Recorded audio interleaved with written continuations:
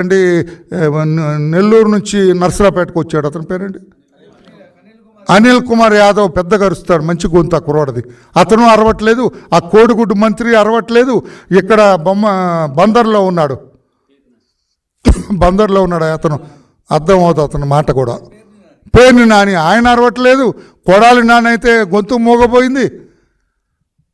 జోగి రమేష్ ఎక్కడున్నాడో తెలియట్లేదు, మాట్లాడలేదు. ఎందుకంటే నిజం తెలిసిన తర్వాత ఎవరన్నా తేలు కుట్టిన తర్వాత ఏం చేస్తారు? అబ్బా నొప్పి అనవలసిందే, వరలరామయ్య అని అనాల్సిందే, జోగి రమేష్ అని అనవలసిందే.